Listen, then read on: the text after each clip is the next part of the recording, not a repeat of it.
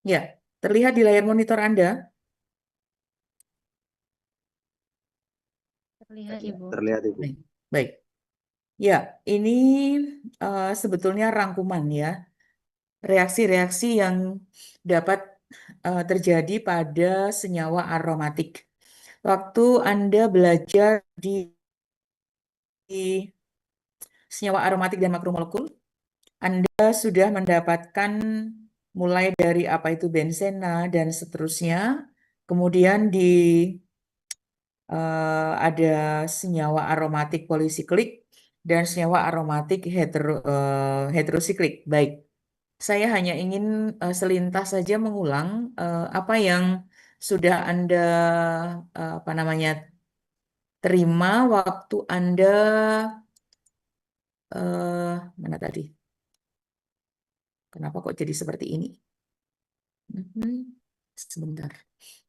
Mhm. Mana materi saya? Kok jadi hilang? Sebentar. Oke. Perasaan tadi saya sudah share materi. Oke, bentar.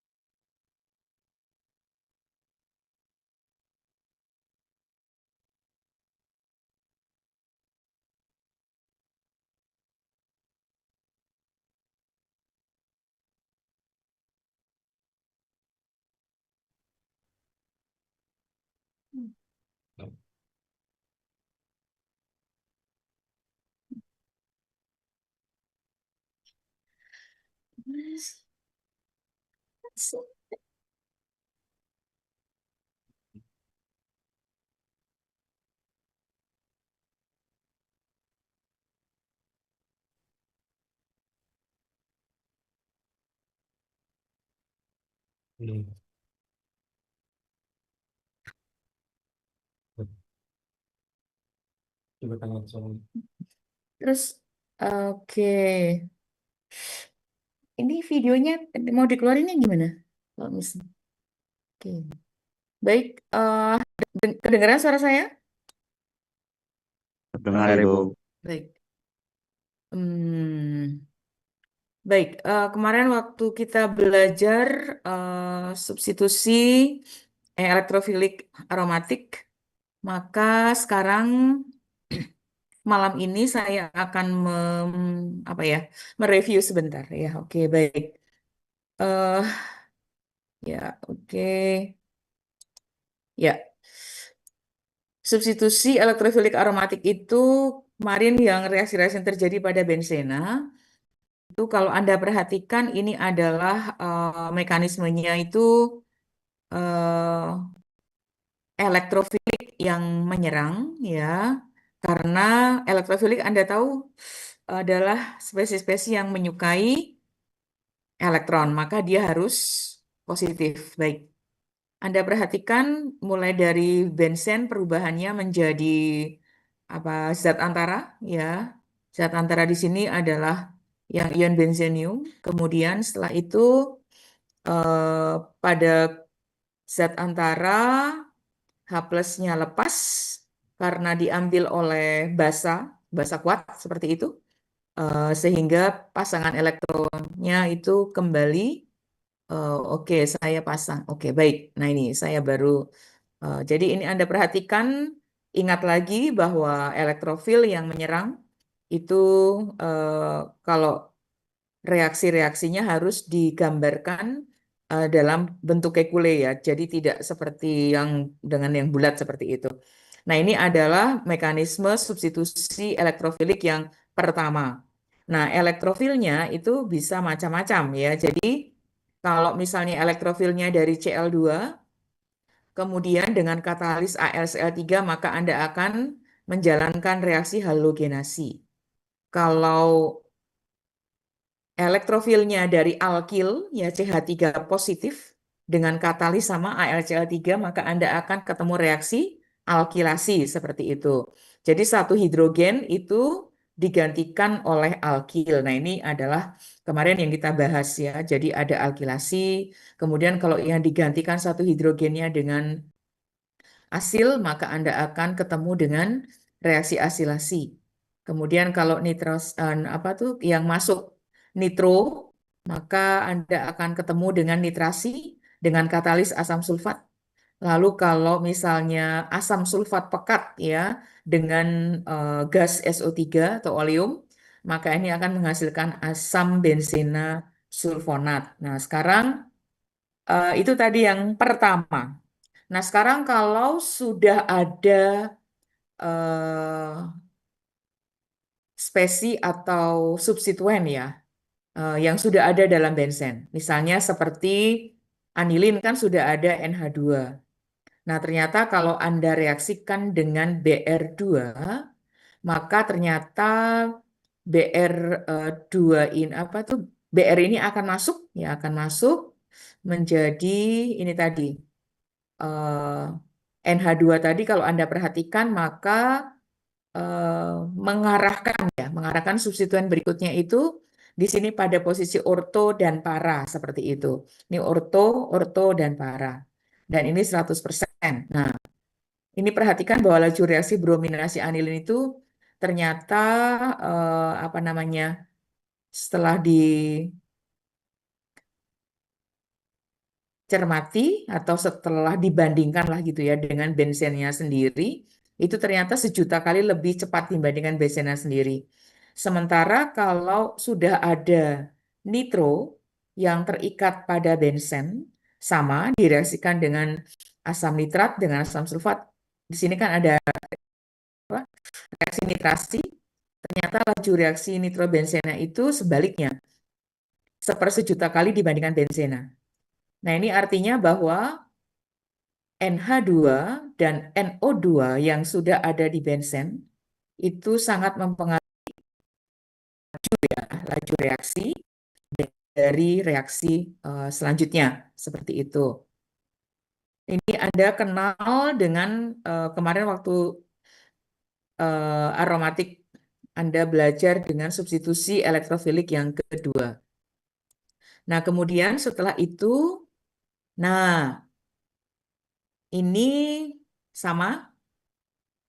Ini efek pengarah ya. Eh, Pertama terhadap apa namanya letak substituen yang kedua.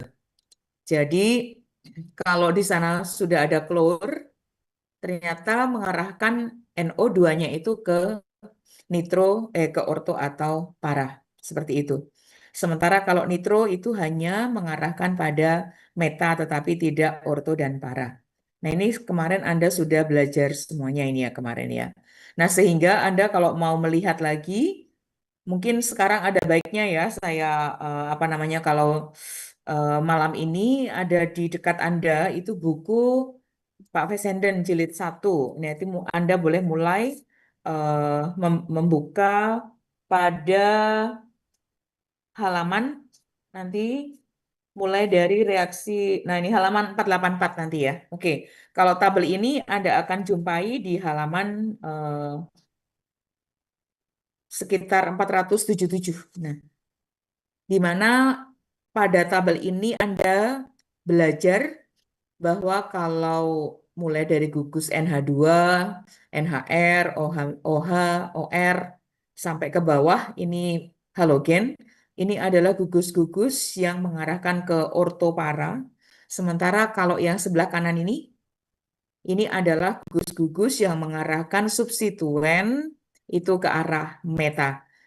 Dari atas ke bawah ini adalah meningkat untuk pendeaktivasi.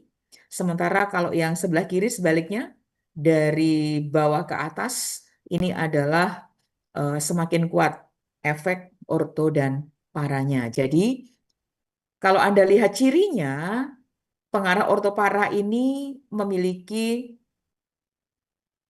pasangan elektron bebas N masih ada, kemudian O itu masih ada pasangan elektron bebasnya ya. Dan seterusnya ini adalah kalau gugus-gugus yang masih punya pasangan elektron bebas ini mengarahkan orto dan para itu karena apa namanya, ada tambahan resonansi ya ke arah orto dan para seperti itu. Nah, sementara kalau perhatikan gugus NO2 ini adalah increasing deactivation ini atau berkurangnya atau meningkatnya meningkatnya pendeaktivasi karena Anda biasakan kalau NO2 itu ditulis dengan struktur yang lengkap ya. Ini N-nya positif, kemudian O-nya negatif di sini. Muatan formalnya harus jelas ya. Perhatikan bahwa positif ini dekat sekali dengan eh, C di sini ya, dan ini tidak lain adalah kerapatan elektron karena dekat dengan positif, maka tidak lain kerapatan elektron ini semakin berkurang ya. Jadi menjadikan cincin benzen ini semakin sulit untuk mengalami reaksi elektrofilik dibandingkan dengan yang sebelahnya ini yang ada pasang elektron, dia akan menyumbang elektronnya dengan resonansi ke cincin benzen ini sehingga kerapatan elektronnya semakin rapat, semakin mudah untuk substitusi elektrofilik. Nah, itu yang substituen kedua. Nah, sekarang ini adalah mekanismenya yang ortopara ya. Jadi Anda boleh buka lagi bagaimana kalau ada pasang elektron bebas, maka akan mengaktifkan pada posisi-posisi orto dan para. Jadi ini negatif, maka akan sangat disukai oleh elektrofil seperti itu. Nah, ini adalah yang biasanya diminta untuk Anda tunjukkan zat antara, apa resonansi zat antara pada penyerangan misalnya, pada penyerangan elektrofil BR misalnya, ya. Mana yang lebih disukai, orto, para, atau meta. Nah, seperti itu. Ya, jadi Anda betul-betul di, diingatkan kembali lah seperti itu. Nah, karena ini awal, oh ini adalah sudah terikat metil, maka ternyata pada posisi orto dan para itu resonansi zat antaranya memungkinkan bahwa C yang bermuatan positif itu dekat sekali atau apa namanya eh, tepat ya bersebelahan dengan gugus alkil dan Anda tahu gugus alkil ini adalah pendorong elektron ya. Jadi energi resonansi zat antara pada orto dan pada para itu lebih rendah dibandingkan dengan energi resonansi zat antara meta. Karena pada meta tidak ada yang positifnya itu tepat berada di bersebelahan dengan yang eh, metil. Nah, seperti itu. Nah, ini yang eh, pengarah ortopara. Kalau yang ini pengarah meta. Jadi pengarah meta perhatikan seperti NO2 tadi ya masuk juga BR. Ya.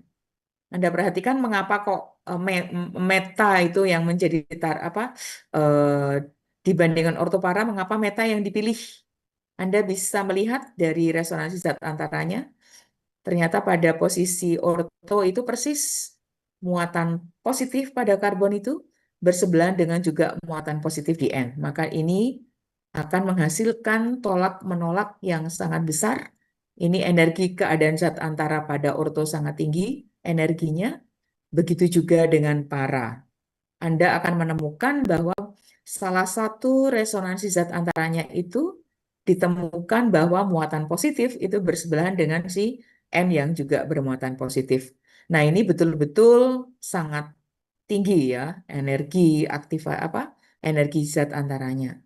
Nah, dibandingkan dengan ortopara, meta resonansi zat antaranya itu tidak pernah ada N yang berdekatan dengan muatan positif, nggak ada.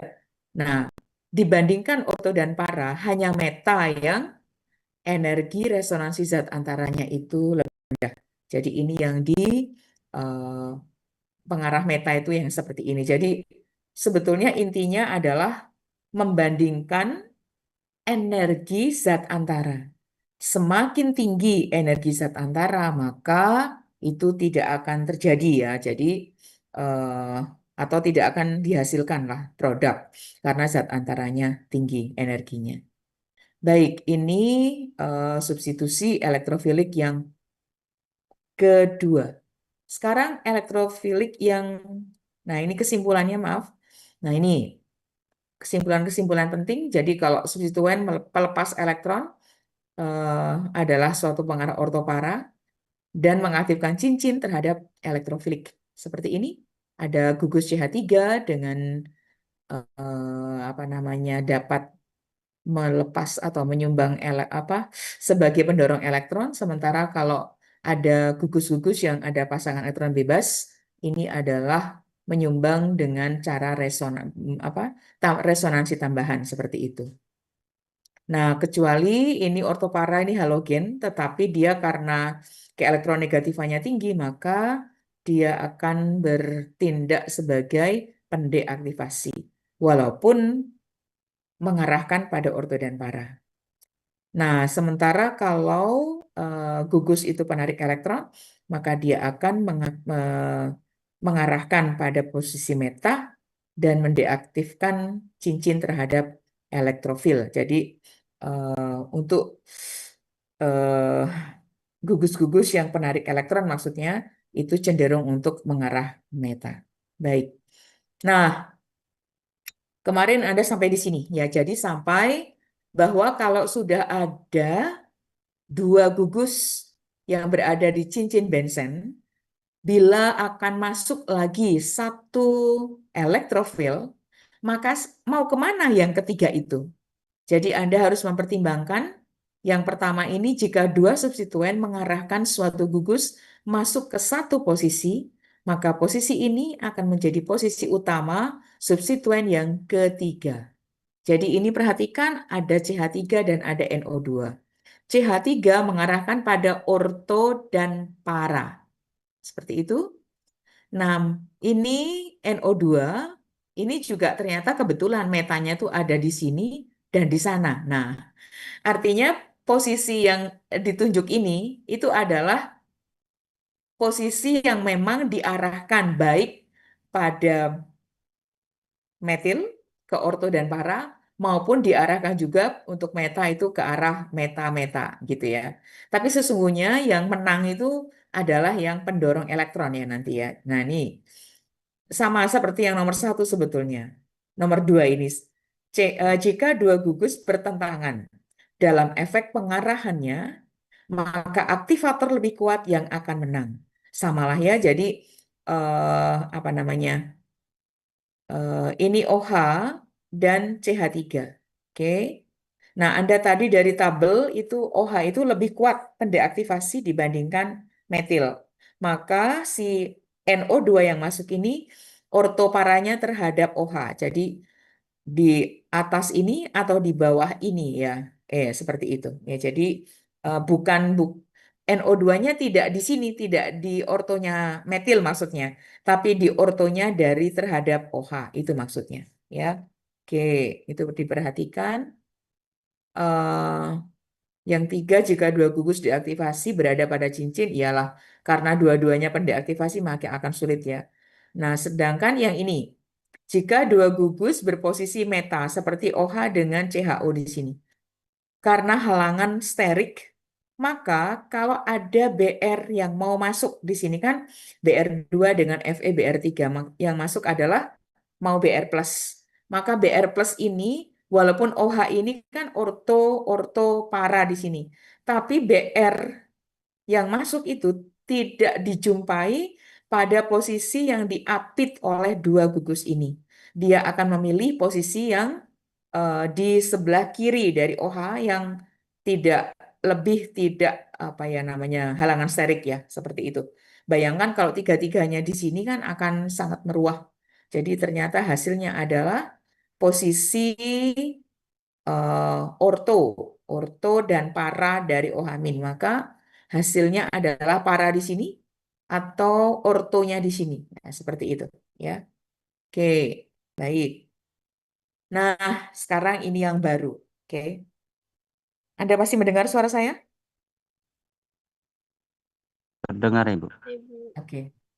Ya, kalau tadi itu substitusi elektrofilik, maka sekarang adalah substitusi nukleofilik aromatik. Jadi kemarin Anda sudah belajar substitusi nukleofilik alifatik, SN1, SN2, S1E2, seperti itu kemarin. Maka ini nukleofilnya ke aromatik ya. Jadi ternyata pada kondisi tertentu suatu aril halida itu dapat menjalani reaksi substitusi nukleofilik. Jadi, perhatikan misalnya ada halogen yang terikat pada benzen. Kalau ada nukleofil, nukleofil kan bermuatan negatif ya. Negatif ternyata dapat menggantikan X ya. Jadi ini perhatikan perginya pun X-min kan. Berarti ini NO-nya masuk, X-minnya lepas gitu ya.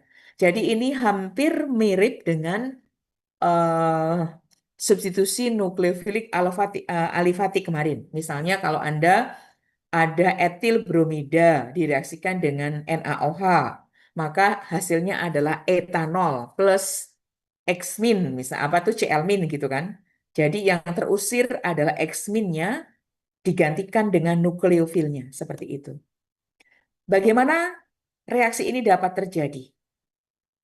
Baik, siapa yang mau mengajukan pendapatnya kalau sekarang? Karena ini baru materinya, kok tadi kan mengulang. Tolong cermati baik-baik reaksi ini. Ada reaksi satu, reaksi dua, reaksi tiga. Baik, kemudian yang ada panah di sebelah kiri, increasing reactivity toward nucleophile. Menurut Anda, dari atas ke bawah ini mengapa kok semakin semakin meningkat reaktivitas terhadap nukleofil? Ini apa yang membedakan dari atas ke bawah ini ya? Senyawa satu, dua, tiga. Apa yang membedakan? Silakan. Ada yang ingin mencoba?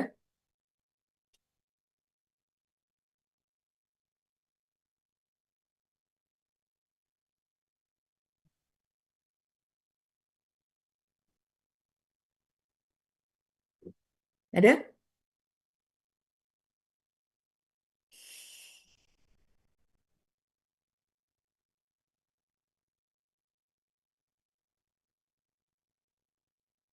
Ada yang mau mencoba? Perhatikan bahwa yang atas ini klorobenzen, ya.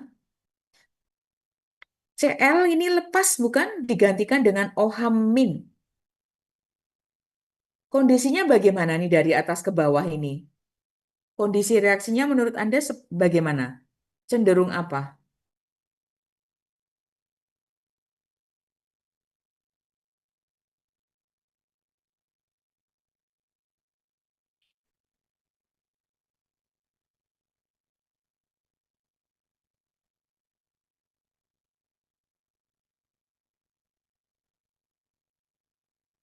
Ya, nggak ada? Nah, ini yang paling Bu Rini tidak sukai kalau kuliah online ya. Saya tidak bisa melihat apa ya maksudnya, nggak bisa interaksinya itu nggak dapat gitu loh. Ya, jadi oke lah. Kalau Anda perhatikan ini dari atas ke bawah, apa sih yang membedakan sebetulnya? Ini CL nggak, ini CL saja ya. Perhatikan ini kalaupun CL itu digantikan dengan OH-, ya, itu NaOH-nya 10%, tetapi perhatikan suhunya. 350 derajat, kemudian tekanannya 300 atmosfer. Ini kalau betul-betul reaksi ini dijalankan, ini tidak mudah ya. Jadi suhunya harus tinggi, tekanannya harus tinggi, baru jadi fenol. Jadi ini sebetulnya pengubahan klorobenzen menjadi fenol sebetulnya. Jadi filosofinya itu sebetulnya saya punya klorobenzen, saya akan ubah menjadi fenol. Nah, itu bagaimana caranya? Jadi apa situasi reaksi yang sangat ekstrim lah ya. Suhu tinggi, lalu tekanannya sangat kuat, sangat tinggi juga. Nah, sekarang perhatikan yang bawah. Ini sudah para nitro sorry, para kloronitrobenzen. Ini ada di para ada nitro, di sini ada kloro. Jadi ini para ya, para nitro klorobenzen. Berbeda sekali ya kondisinya. Kalau yang di atas tekanannya 300 atmosfer, kemudian suhunya 350 derajat. Oke. Nah, kalau ini cukup 15 derajat, 15% NaOH, tapi suhunya hanya 160 derajat. Sangat jauh sekali kondisinya seperti itu. Dan tekanannya ini sepertinya tekanan 1 atmosfer gitu loh. Jadi jauh sekali. Hanya gara-gara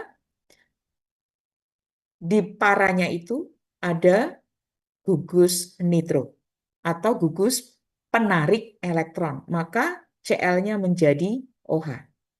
Apalagi yang di bawah, NO2-nya ada posisi orto, orto dan para. Tidak menggunakan NaOH lagi, cukup dengan air hangat. Maka Cl-nya itu akan terusir dan menjadi OH.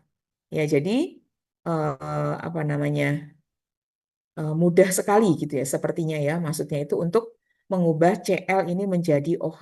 Ya, oke, ini dikatakan bahwa ini adalah asam pikrat yang gugus, senyawa yang sangat eksplosif ya. Ini yang biasanya eh, sangat mudah terbakar seperti itu. Ya, kalau ada apa ya yang menyalahgunakan lah seperti itu, biasanya menggunakan senyawa-senyawa ini. Oke, berikutnya. Ini mekanismenya tolong diperhatikan ya. Jadi mekanismenya itu karena ini adalah substitusi nukleofilik, maka Anda perhatikan bahwa ada Cl ya, ada Cl tadi. Lalu yang memasuk adalah NaOH. Maka yang memasuk itu adalah OH-. Nah, bagaimana caranya? Itu ternyata pasangan elektron ini itu akan menyerang C yang sudah berikatan dengan Cl. Ya, gitu. Nah, oleh sebab itu begitu pasangan elektron ini menyerang, maka pasangan elektron di benzen ini bergeser ke sebelahnya, ya. Nah, begitu dia bergeser ke sebelahnya, maka pada zat antara ini OH terikat bersama dengan Cl pada karbon yang sama. Artinya sekarang tinggal kalau dipaksa bergeser pasangan elektron ini, otomatis kan ini tidak stabil ya. Jadi ini adalah namanya intermediate, tapi intermediate karbanion, bukan karbokation. Karena C-nya bermuatan negatif, maka namanya karbanion intermediate. Itu dalam keadaan yang sangat lambat. Mengapa lambat? Anda tahu ini dari yang sangat stabil, lalu dipaksa untuk menjadi aromatik yang eh, sedikit rusak lah gitulah ya. Tidak aromatik lagi ya, karena hilang kearomatikannya di sesaat ini. Nah, lalu begitu apa namanya eh, langkah selanjutnya atau tahap selanjutnya ini sangat cepat ya. Jadi eh, elektron ikatan C ke Cl itu diambil oleh Cl menjadi Cl min. Nah, baru OH minnya akan terikat menggantikan Cl tadi, lalu bersamaan dengan pasangan elektron ini masuk. Jadi pasangan elektron ini masuk, kemudian pasangan elektron di Cl pergi menjadi gugus pergi, lalu OH. Nah, ini yang menjadi para-nitrofenol. Seperti itu. Nah, jadi artinya mengapa kok tadi kalau apa namanya kereaktifan tadi ternyata sangat ditunjang oleh gugus yang penarik elektron ini. Ya, jadi kalau ternyata kan zat antaranya kan ini negatif ya karbanion. Nah, karbanion ini pasti akan tinggi energinya kalau tidak ada gugus penarik elektron. Tetapi begitu ada hadirnya penarik elektron, maka energi zat antara ini itu akan menjadi lebih stabil. Oleh sebab itu, masuk akal kalau semakin banyak NO2-nya, reaksinya akan semakin cepat. Nah, ini coba Anda bandingkan. NO2-nya yang satu itu berada pada posisi para, dan yang bawah ini NO2-nya pada posisi meta. Sekarang pertanyaan saya, mana yang lebih stabil? NO2 pada posisi para atau NO2 pada posisi meta? Mana yang lebih stabil zat antaranya?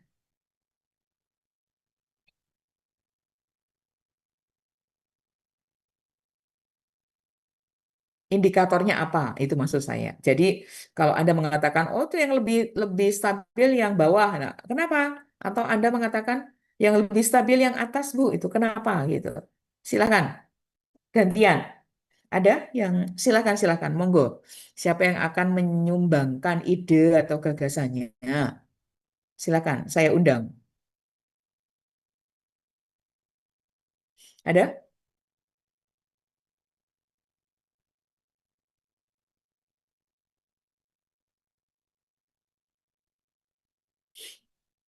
Silakan.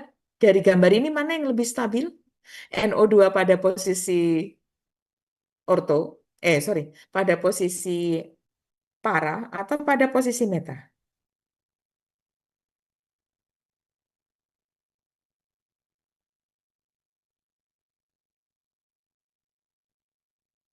Ya, silakan. Ada?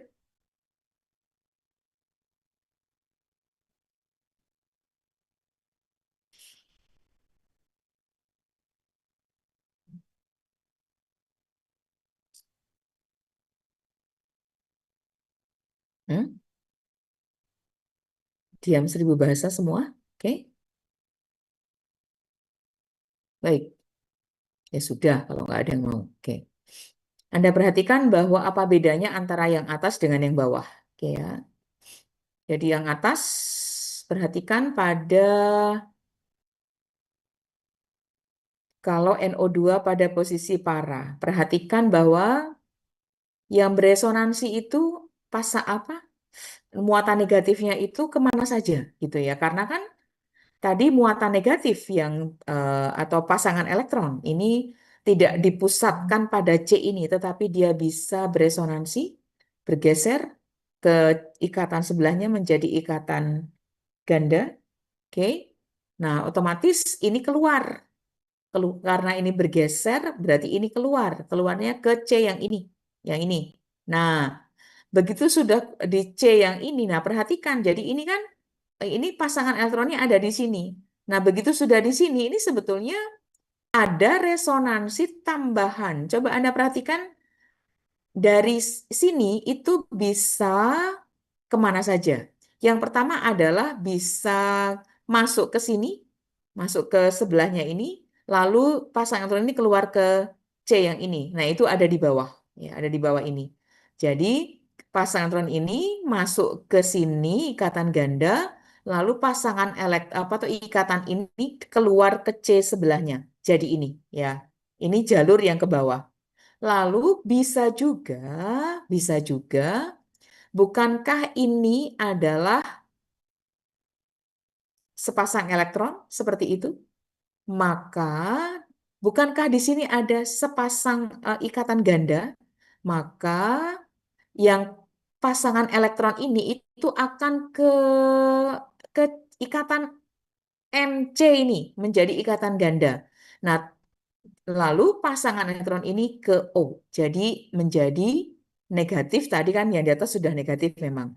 Tapi karena di sini ada pasangan elektron, sorry, ini ikatan ganda, maka pasangan elektron ini dia akan ke C ini, ikatan ganda di sini, ya. Kemudian ikatan ganda ini pasangan elektronnya bergeser ke O menjadi negatif.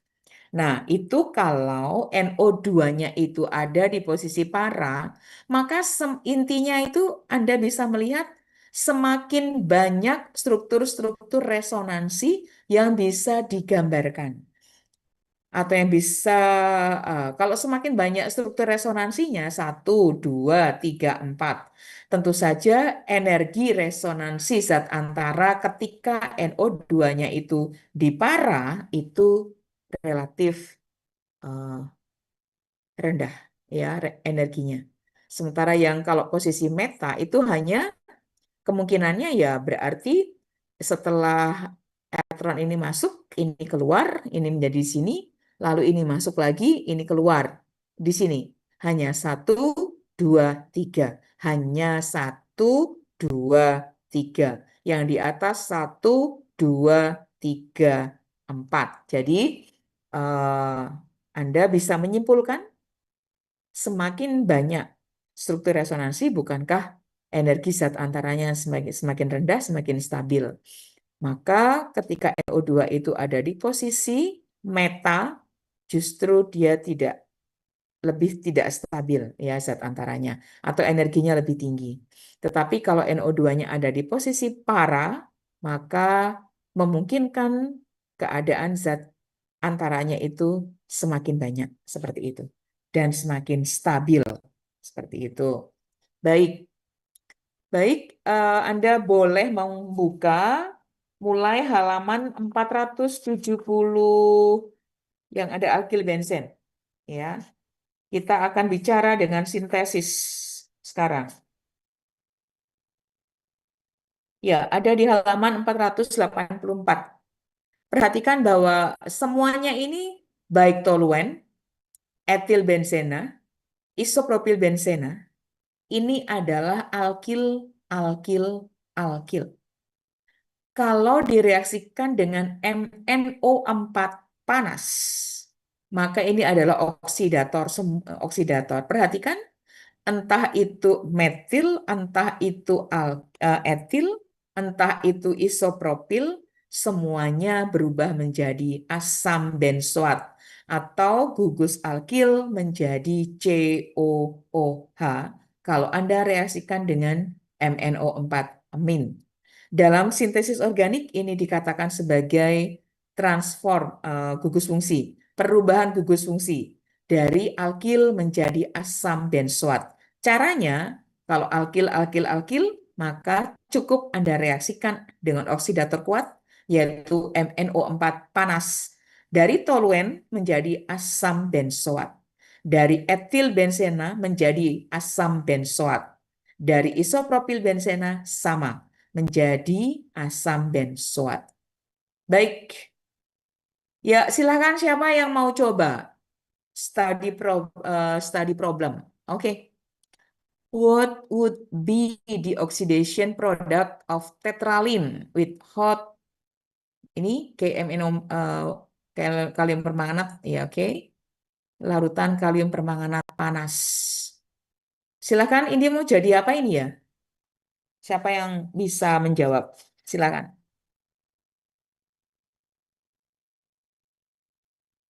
Silakan kalau ada yang mau mencoba.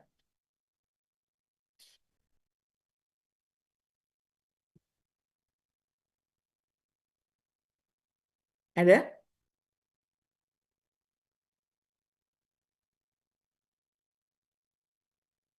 Silakan mic-nya dibuka. Kalau ini, silakan.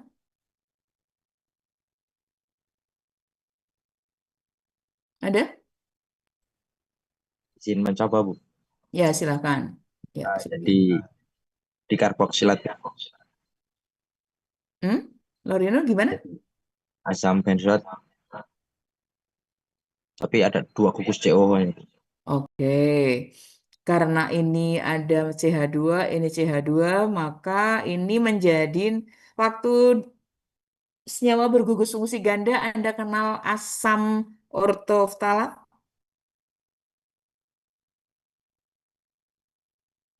COOH? COH. Ada? Pernah dengar? Waktu Anda belajar senyawa bergugus fungsi ganda. Jadi di karboksilat, ya kan? Di sana COH, di sana COH. Karena di sana alkil, di sini alkil, maka ini putus teroksidasi menjadi COH, COH. Benar. Ya, 100 untuk Anda. Baik. Lalu halaman 488. Tolong dicatat ya, itu sajalah ya. Tadi 484, ya 484, alkil halida, sorry, alkil benzena, itu 484 yang perlu Anda cermati. Kemudian yang berikutnya adalah halaman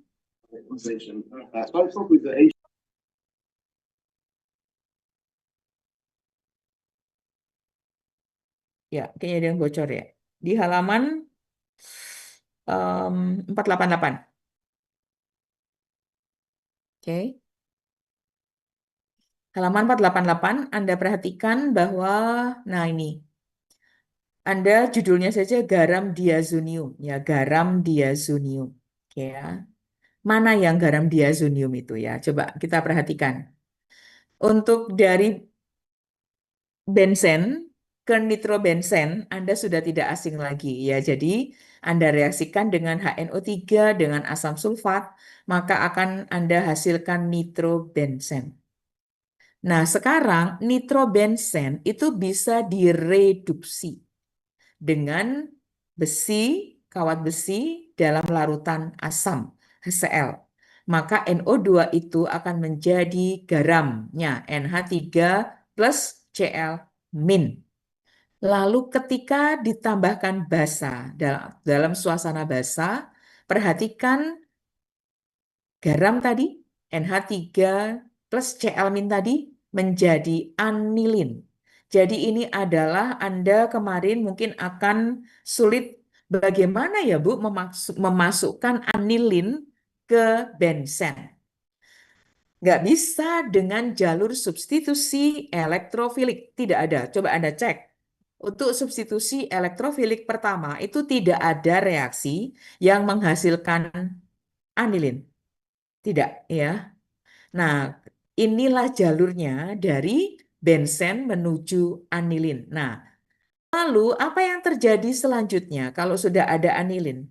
Anilin ini kalau direaksikan dengan natrium nitrit dan asam klorida pada suhu 0 derajat. Ini betul-betul reaksi ini mudah sekali dilakukan, tetapi dengan catatan harus dalam apa lingkungan yang sangat dingin 0 derajat Celcius. Kalau apa namanya di lab waktu saya sekolah di ITB ini gampang banget, cuman banyak es batu saja ya. Jadi labu bulatnya itu direaksikannya itu betul-betul dikelilingi oleh oleh es batu gitu.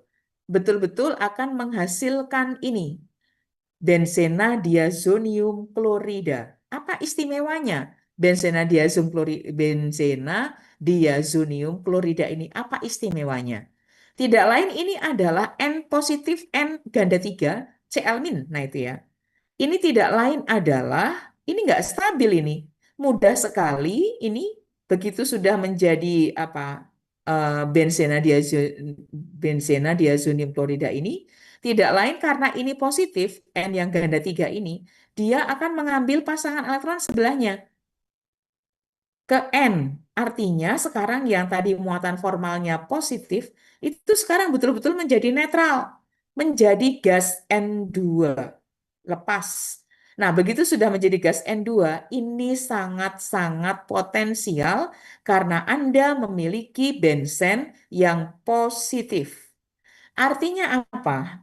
Begitu benzen ini sudah bermuatan positif, Anda tinggal memilih nukleofil apa yang akan Anda tempelkan ke benzen yang sudah bermuatan positif karena akan menghasilkan benzen atau nukleofilik benzen, NO ya, benzen NO. Nah, ini yang menjadi jalur primadona ya, para pensintesis kalau untuk menghasilkan senyawa-senyawa benzen itu melalui benzena diazonium klorida atau melalui garam diazonium.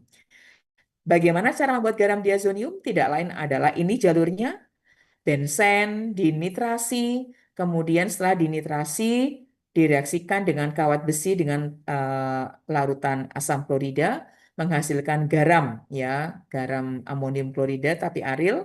Lalu dalam suasana basah akan menghasilkan anilin dan seterusnya. Ini anilin direaksikan dengan natrium nitrit ya dengan HCl kondisi 0 derajat maka hasilnya adalah benzena diazonium klorida ya tadi. Kemudian ini tidak lain adalah akan menghasilkan gugus pergi N2 yang sangat-sangat stabil sehingga akan menghasilkan zat antara di sini benzen yang bermuatan positif.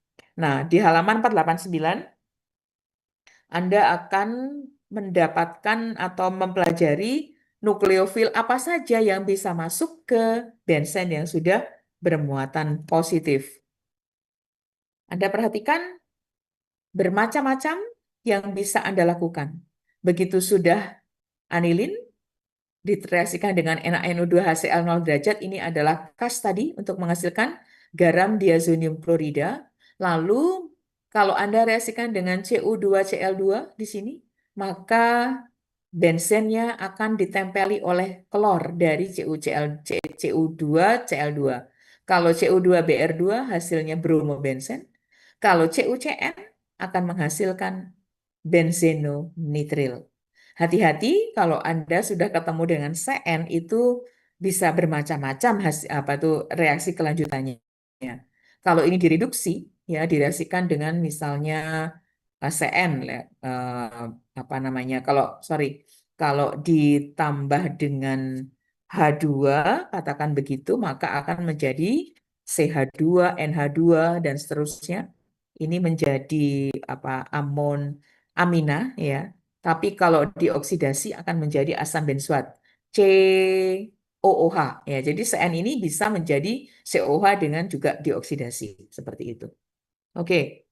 Berikutnya. Nah, kalau ini direaksikan dengan Ki, maka Anda perhatikan I-nya nempel di sini menjadi iodobenzen. Kalau dengan HBF4 perhatikan bahwa N2 oke, ini baru menjadi fluorobenzen. Oke. Nah, ini kalau misalnya ada para metilanilin. Sama. Direaksikan dengan NaNO2 dengan HCl, maka perhatikan NH2-nya menjadi garam diazonium. Ya, kemudian kalau Anda reaksikan dengan CuCN, KCN dipanaskan, akan menghasilkan CN dan Anda perhatikan begitu dihidrolisis, maka CN-nya ini akan menghasilkan COOH. Tidak lain perhatikan dari anilin menjadi benzoat. Apa? COH. Ini Anda yang harus perhatikan di sini. Ya, oke. NH2 menuju CN. CN-nya setelah dihidrolisis dalam suasana panas, air panas, akan menghasilkan asam benzoat. Ini adalah cara-cara untuk mengkonversi atau mentransformasi dari satu gugus fungsi ke gugus fungsi yang lainnya. Seperti itu. Oke. Nah, ini kalau Anda mau menggantikan dengan OH, maka cukup garam diazonium klorida Anda hidrolisis sama menghasilkan fenol. Lalu kalau misalnya Anda mau menghilangkan misalnya NO2 menjadi benzen. Itu malah seperti ini ya. Jadi garam diazonium klorida itu kalau direaksikan dengan asam fosfit menjadi benzen, itu maksudnya. Oke. Nah, ini ringkasannya ya. Jadi AR ini tadi aromatik, garam benzena diazinon klorida tadi. Kalau Anda masukkan CO2X2, ARX ya, di mana X-nya itu bisa ini dan seterusnya. Oke. Nah, yang mungkin yang paling bawah ini yang Anda harus, ini namanya reaksi-reaksi kopling. Dari mana reaksi kopling itu? Reaksi kopling ini adalah Anda perhatikan ada di halaman 491 ya, reaksi-reaksi kopling. Oke. Jadi kalau sudah apa namanya eh, awalnya adalah samalah dari garam diazonium klorida, tetapi kalau direaksikan misalnya dengan fenol ya, maka para dari fenol itu sangat aktif sehingga akan eh, bereaksi menjadi N gitu ya, N yang tadi ganda 3 tadi, kalau garam diazonium menjadi ganda 2 di sini, menjadi senyawa-senyawa azo, seperti itu. Jadi Y-nya itu ada syaratnya, bisa OH, NH2, atau gugus-gugus lain yang mengaktifasi. Nah, seperti itu. Oke ya, jadi bisa seperti ini juga. Silakan Anda baca di 491 dan contoh-contohnya banyak itu, latihan-latihan soal di bawahnya itu bisa Anda kerjakan. Baik, eh, ini contoh sintesis sama seperti tadi, bagaimana Anda mengubah si benzen itu menjadi ortoklorobenzen dan paraklorobenzen ini masih dalam tataran yang substitusi elektrofilik ya. Jadi ini kan klise atau ini Cl2 tambah apa dengan katalis FeCl3 menjadi Cl. Lalu kalau direaksikan dengan HNO3, kan ini kan NO2 memasuk, Anda perhatikan ini adalah pengarah orto dan para, maka NO2-nya akan ada di orto dan para seperti itu. Nah, sintesisnya ada banyak di sini ya. Boleh Anda baca. Anda latihan-latihannya, Anda kerjakan banyak sekali contoh-contohnya seperti itu. Ya, saya rasa hanya ini dari saya untuk yang apa substitusi nukleofilik aromatik. Jadi tambahan sedikit ya dari substitusi elektrofilik. Kalau ini kan substitusi nukleofilik ya, dan sintesisnya seperti itu. Baik, ada yang mau ditanyakan sampai di sini? Silakan. Ya, ada?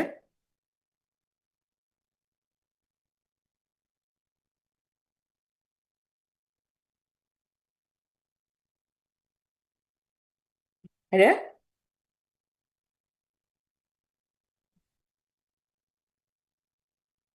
Oke, baik.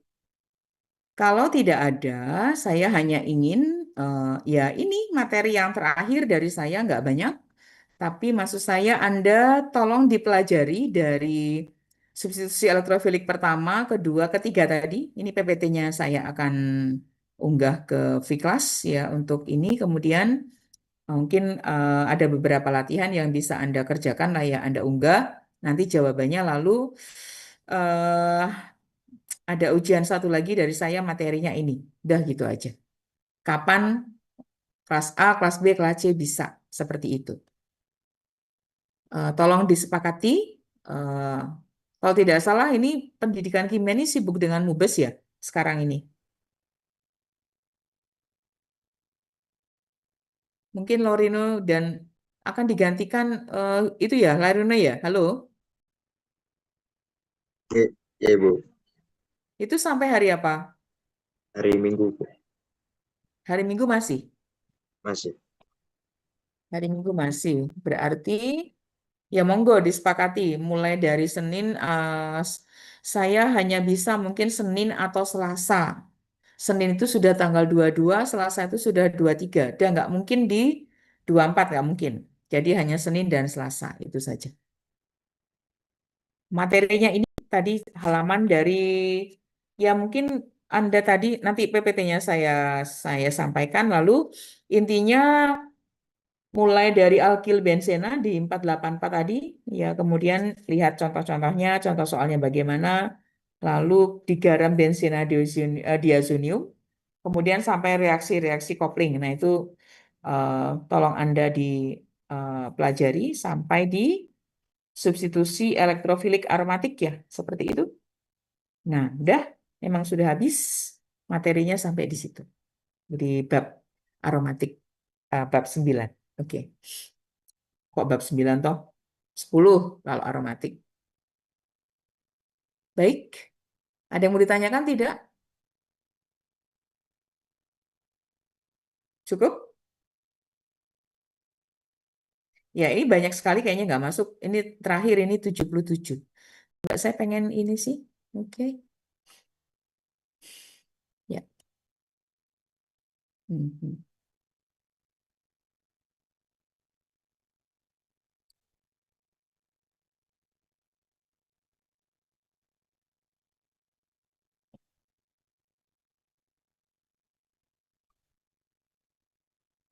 Oke, ini yang apa namanya? Yang hadir 77 ini termasuk saya berarti kan? Oke. Ya.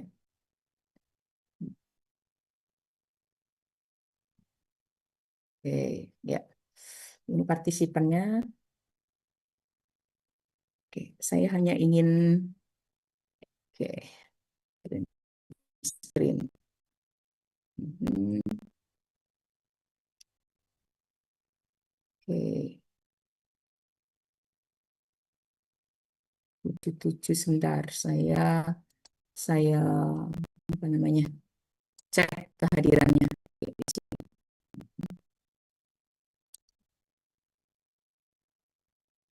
Oke. Ini yang pertama ini bentar. Sebentar. Oke,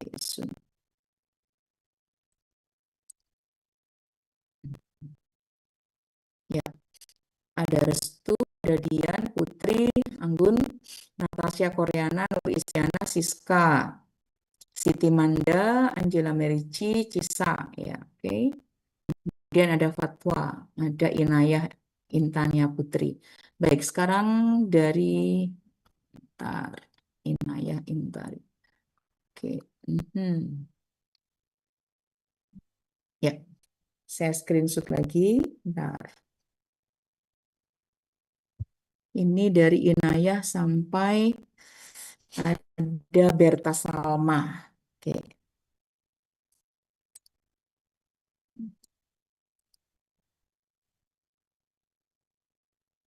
Oke. Lalu setelah itu Berta Salma. Bentar.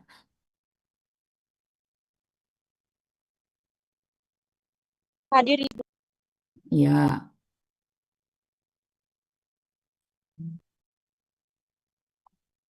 Setelah Berta Salma, Anugraha. Oke. Siapa ini Anugrah Harjuan ini? Akun siapa ini? Aduh, maaf Ibu, itu nama kakak saya waktu itu pakai Zoom saya, Ibu belum saya ganti. Bintang Ibu, Bintang. Oh, makanya kata saya ini siapa ini ada pendatang baru. Mhm. Oke. Hmm. Oke. Ya, berarti saya oke, baik. Dan screen, baik. Hmm. Ya, berikutnya ya setelah itu tadi oh udah ganti bintang. Oke. Sampai Ferdi Kusuma, ada bintang, ada Cahya, ada Cahyani Arlika, Citra, Nira, Citra Nisa maksud saya, Dania Salsabila, Deanissa, Debi, dan seterusnya. Oke, saya screenshot saja. Screen supaya nggak cek saja saya. Oke. Mhm. Ya. Kemudian sampai Ferdi Kusuma saya. Ferdi Kusuma berarti oke. Sampai